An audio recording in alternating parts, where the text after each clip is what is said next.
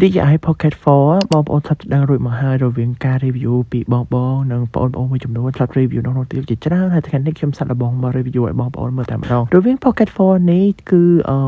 សម្រាប់ខ្ញុំគឺវាងាយស្រួលថតហើយនឹងមាន function ច្រើនរវាង film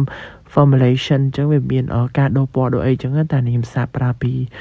natural ធម្មជាតិអញ្ចឹងខ្ញុំឃើញបងតែងថតអញ្ចឹងទៅវាមានអារម្មណ៍ថាវា smooth ហើយវាស្រួលតែខ្ញុំឃើញការ review រវាង Pocket 4 Pro បងប្អូនអានោះខ្ញុំអត់បានឃើញផ្ទាល់នឹងភ្នែកទេមិនដឹងថាវាបែបណាអញ្ចឹងហើយក្នុងហ្នឹងក៏ខ្ញុំថតដើរផ្សារដើរអីនៅក្នុងប្រទេសអូស្ត្រាលីផងដែរហើយមើលបងប្អូនតើកម្រិត smooth វាដល់កម្រិតណាបើចំពោះខ្ញុំវិញខ្ញុំប្រហែលជាឲ្យ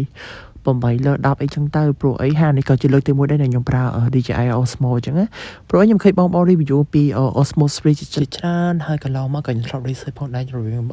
ការថា Pocket 3 និង Pocket 4ហើយចំពោះ Pocket 4វាមានអីច្រើននឹង Pocket 3នឹងខុសគ្នាច្រើនអីប្រហែលទេដោយសារ Pocket 4នេះគឺ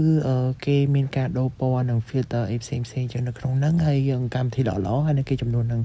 microphone Mac Mini នៅក្នុង in the box ចឹងណាបងប្អូនហើយចំពោះ microphoneគឺមានអារម្មណ៍ថាខ្ញុំចូលចិត្តព្រោះអីពេលដែលនិយាយទៅវាច្បាស់ល្អហើយសំឡេងអីនឹង annoying ក៏គេកាត់បានល្អដែរ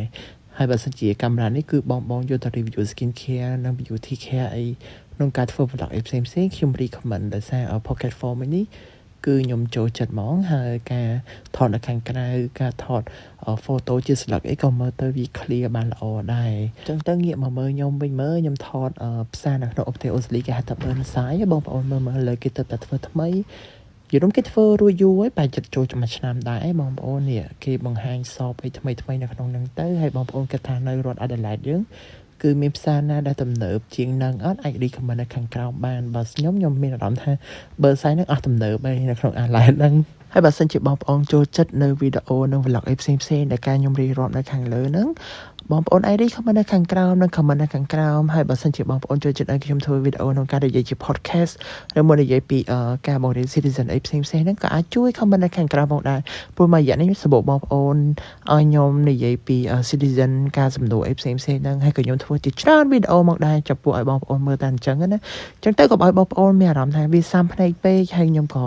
ធ្វើvlog តិចតួចការដើរញ៉ាំការដើរផ្សារអីចឹងនៅក្នុងប្រទេសអូស្ត្រាលីទៅសង្ឃឹមថាបងប្អូនចូលចិត្តហើយកុំភ្លេចជួយ subscribe នៅ YouTube channel របស់ខ្ញុំផងដែលខ្ញុំដាក់ឈ្មោះនៅខាងក្រោមនិង link នៅខាងក្រោមអញ្ចឹងជួបគ្នានៅវីដេអូក្រោយៗទៀតណាបងប្អូនបាយ